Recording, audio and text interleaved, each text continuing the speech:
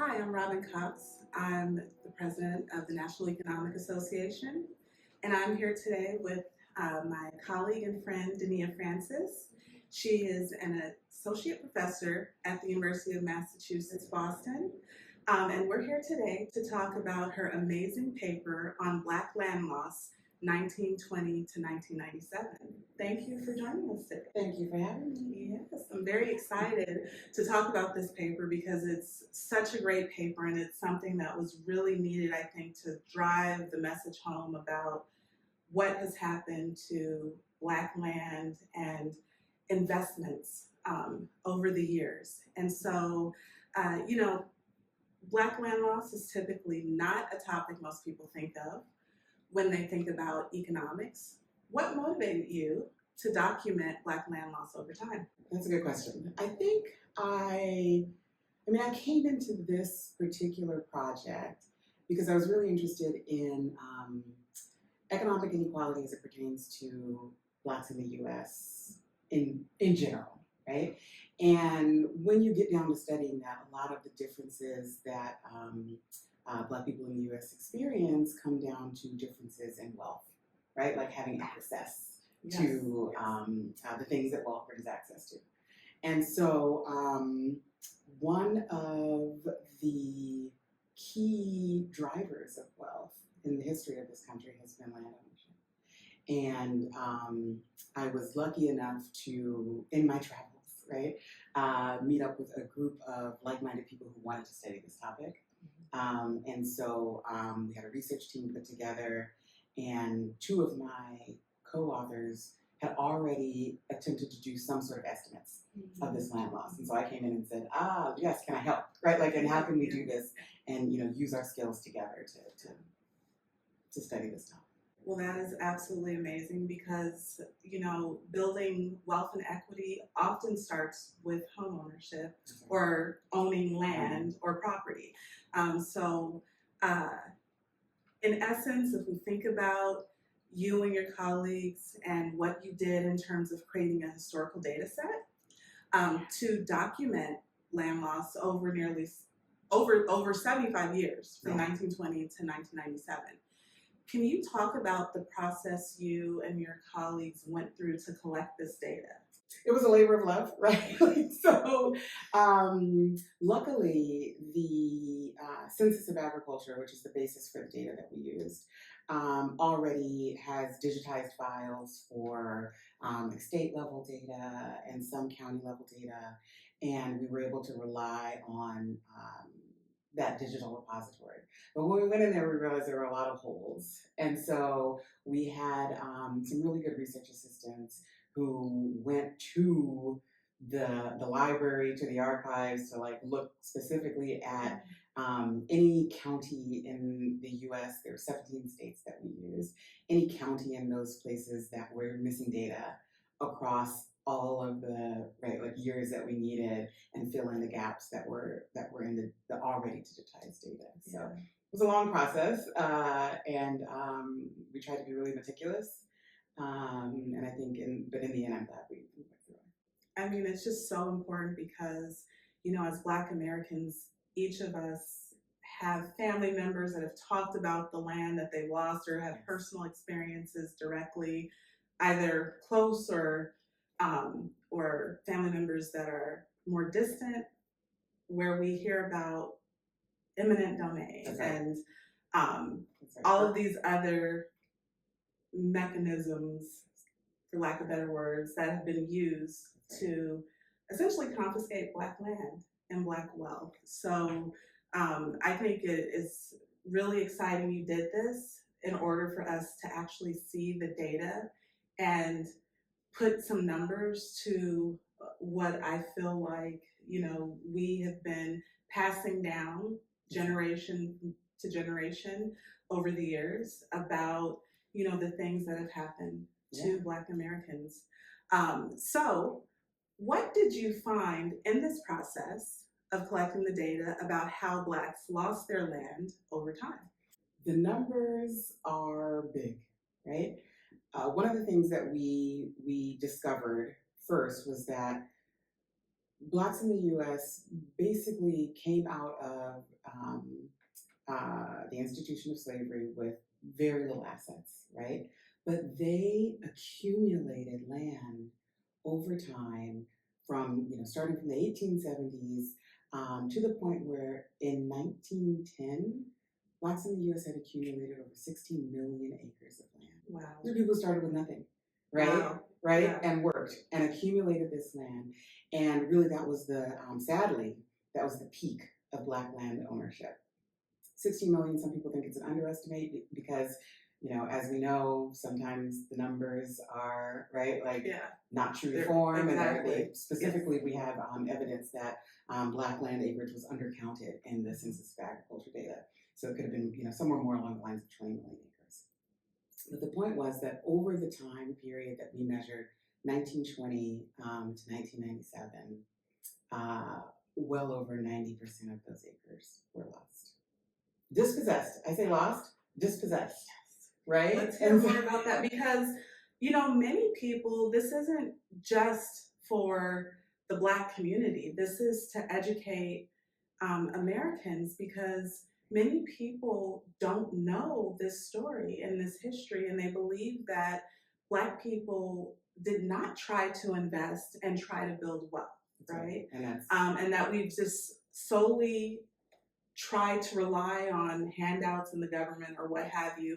But your research is really highlighting the fact that that is not the case. That's right. That we actively sought to build wealth. That's right. And invest and grow. And grow wealth. That's and right. So what happened? So explain a little bit more about how that Black land loss happened. So unfortunately, it's no one thing, right? It was a menu of, if I just went down a menu of ways to dispossess people of their land, that's what was happening to Black landowners at the time. So, you have, stories that we might have heard about, like, Tulsa and race riots and dispossession through violence, right? Dispossession through lynching. There's stories in there's a Burnham Nobles archive of lynching in the U.S.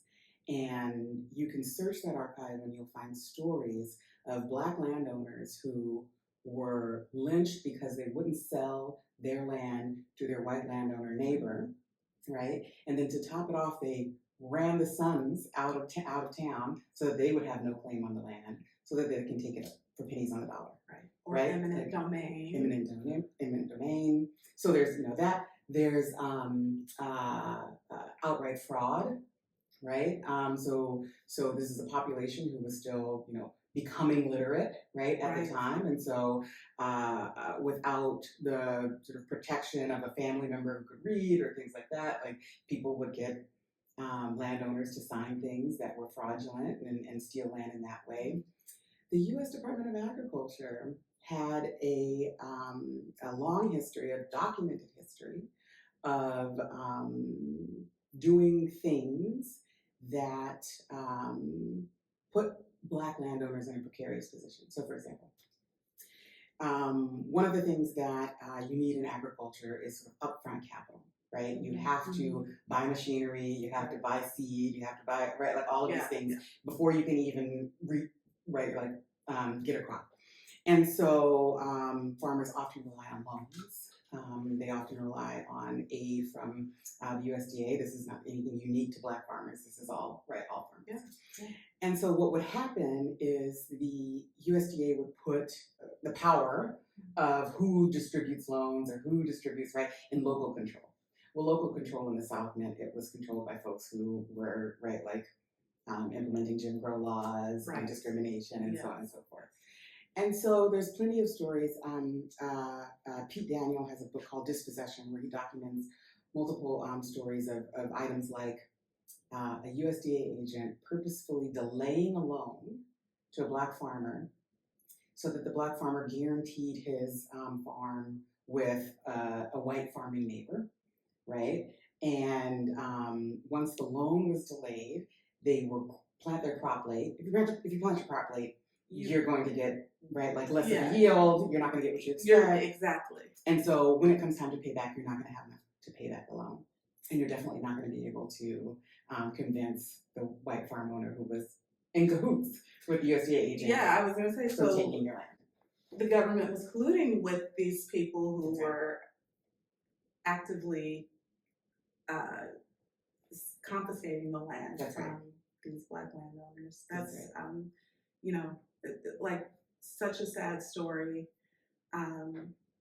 But, you know, again, so important to document, and so important to have to just to educate the U.S. so that, you know, because what you don't know, Yeah. the history you don't know, That's right. you're bound to repeat. That's right. Right? Well, you know, that's not even half of it. I'll tell you, right? Like, I mean, we could go on forever, but I'll just mention, right, like tax dispossession, right? Like county tax assessors who assess Black land at higher rates than they assess white lands, and then go in and repossess the land if they're not able to pay their tax bills. There's forced partition sales.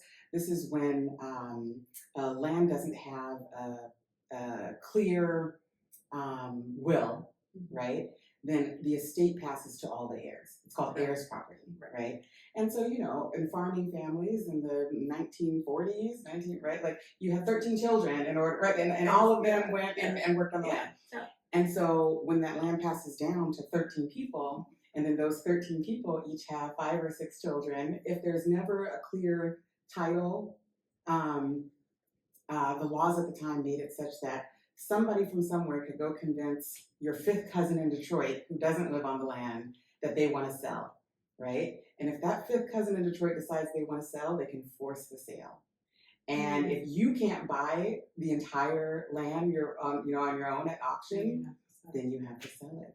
And so people would prey on that 5th cousin in Detroit and go up and try to like get land to be sold again. So there are plenty of ways. Do you know how these laws were put in practice and implemented? Was it specifically for this purpose, or were they for other purposes and then it was just a loophole that was used to confiscate the land? So I can't speak to every law, but I will say that Eric Carle has a really good book out, a recent book, The Black Tax, where he goes into the details of some of these tax assessment laws, and it, you know, appears to me reading that book that a significant goal of some of these laws was probably aimed towards dispossessing Black landowners. Wow, that's mind-blowing. Yeah. That, you know, there was that much collusion. That's right. You know, and just so that, just to take from people who didn't have. Exactly. You know? So, can you provide the number, the value? You know, what did you find in your research in terms of the value of how much this Black land loss was worth? Yeah, we estimated, and we consider our estimate to be a conservative estimate because we made lots of choices along the way that, you know, were very, you know, leaning on the side of assuming less land loss rather than more. This is a conservative estimate. But we found that the value of the land dispossessed over time, if I compounded it forward, right, at like a 5% increase in what the value would be, and a 6% increase in the income I could have earned off of that land, $326 billion. Wow. $326 billion worth of land dispossession. $326 billion. That's right. And again, this is a conservative estimate, right? Wow. This is, you know, we do things like assume there's some land that has some, you know, part ownership, and we say, okay, let's not call that as land loss or things like that. The peak started in 1910, and we didn't have data from 1910, so the land that was lost between 1910 and 1920, which was significant, is not even included in that number. Right? Wow. So 326 billion, but that's a conservative estimate. Wow. And I always wondered after reading the paper, could you go back further to like the emancipation period, right after emancipation, Yeah, the data get a during little Reconstruction, or is it just the sparse. dates? Yeah, the data are not there. What we can go back with the Census of Agriculture at the state level, but we can't do it at the county level. And the good thing about using the county level data is that not only is it more refined, right, and we can get a better geography, but we're also able to get not just the acreage that was Black owned, but the values in those counties at that time, right? And so, for example, land in the Delta in Mississippi was richer and worth more, right, than other land. And so we're really, it's a refined estimate, like a locally refined estimate. Wow. And so, if we, I think the best we can do with state level data is really go back to 1910, but even then that's not capturing, right? Like, so it definitely is a conservative it's a estimate. conservative estimate. That's right. Right. That's just amazing. And I wonder if you know what type of dent that would put in the racial wealth gap. Yeah. I mean, it's huge, right? And we think of the racial wealth gap today, which, right, I mean, is right on the order of like 14 trillion if we total it all up, or something along that line. And so, 326 billion next to 14 trillion, right, is not right. But this is a piece, right? Like, we're just talking about Black agricultural land, right, in 17 states in the South, right? We're not talking about what you mentioned earlier, eminent domain and how urban renewal, right, like took away home ownership in the cities in the North, right, and then in the Midwest. We're not talking about, other Jim Crow policies that also affected, Black wealth. We're only talking about a little slice, and that little slice is 326 billion. Yeah, a little slice of agricultural land. Agricultural land. So if we think about all the other land that was lost because of things like eminent domain or, tax repossession, that's right. etc. Yes, that number would be much larger. That's right. And so, I mean, you and I talked about this before, but it's when it's almost laughable when people want to come to you or I and say, well, the reason there's a Black-white wealth gap is because Black people don't save enough, right? And you're just like, actually, we actually do pretty well. That's right. And we've tried, I think this is the part of the story that we are oftentimes missing, is that all of the efforts that Black people have put forth to build wealth, to build nest eggs for their family, that have oftentimes faced over and over barriers to building that wealth. That's right. And been undermined. And dispossessing, undermined, and taking that wealth away. Yeah. And so, you're talking about the value of the land loss, and you compounded that and got sort of a present value estimate of what that land would be worth today. But there are probably a number of things that could have been done that led to other types of investments and other wealth building. Absolutely. If that land was still held in those families. That's right. There are multipliers. To leverage, exactly. There are multipliers. Yeah. Well, one thing that we do know is that even at that time, landowners were more likely to send their children to college, right? They were more likely to invest in other businesses and open things like laundry, like tailor shops and other things. And so not having the land really sort of cuts off at the knees like any ability to do other wealth building activities. Exactly. Like that, just amazing. And I hope people are hearing this so that they understand that, we have not been victims and we have not tried to act like the victims, but we have actively pursued investment, growth, everything. So quote unquote the American dream. That's right. Right. That's right. We have tried to build again a nest egg for our families. That's right.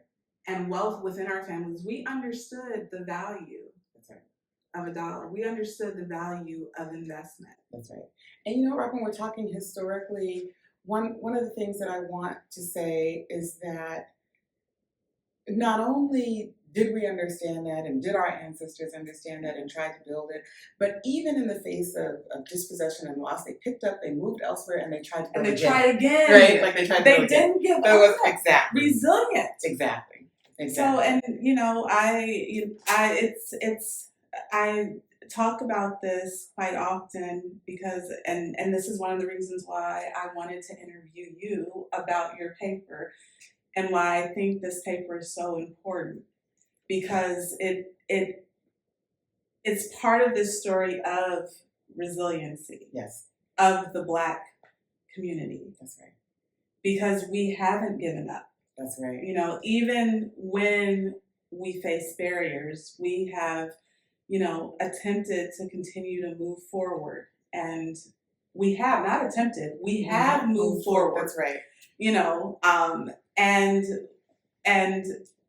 you know, we have gone on to get education in spite of. In spite of. Exactly. In spite of. Exactly. You know, and we have fought for our country, you know, and I just really just want people to understand this part of the history.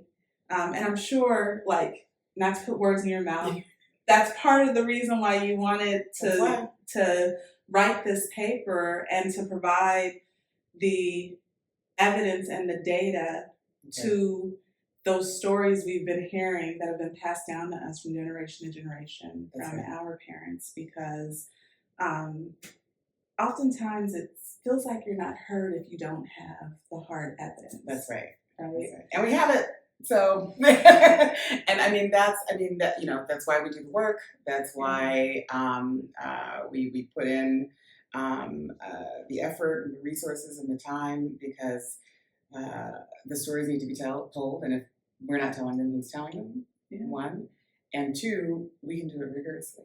Yeah. And with data.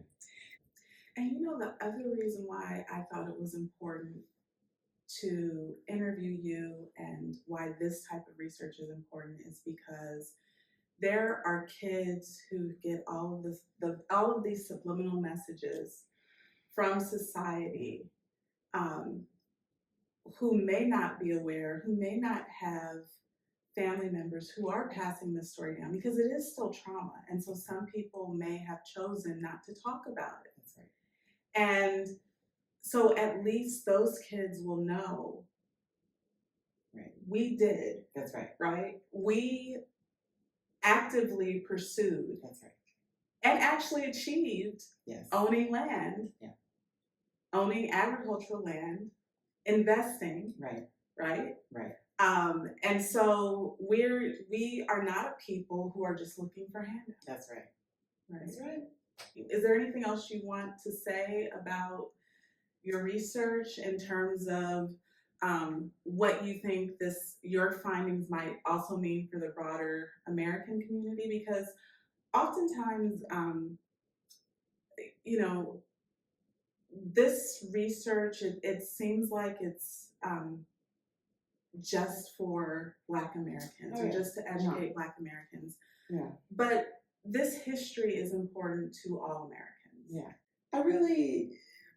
Part of the reason that I at least have chosen to do this type of work, and why I'm glad we're talking about it today, is because I think it's important, not just for our children, not just for Black children, right? Like, to learn about these things, but for all Americans to know our true history, right? Child and adult alike. And these are not the things that are being taught in our schools. And, you know, there is even an active assault on teaching Black history. And so the more we can get the information out there, tell the stories, back with rigorous evidence, I think we're doing a service. Yes, we are, because all of our children in the United States and abroad as well, everywhere need to hear this history. That's right. You know, so because I think it does impact perceptions of people, and you know, we have kind of a short paper that we did for equitable growth where we talked about the importance of education Yes. to combat racism. Yes. Right? And that's education of everyone. Exactly. Because this is American history. This is not just Black history. Amen. Right? Yes. Thank you so much for joining us today to discuss this wonderful paper. You all should go out and go to the American Economic Association, the AEA Papers and Proceedings, 2022, right? Yes. May 2022. Download this paper and cite it. Yes. Cite the paper and read it for yourself, because it's great work, and you know, we're so happy you did it. Thank you. This was fun. Black Land Loss, 1920 to 1997. Thank you.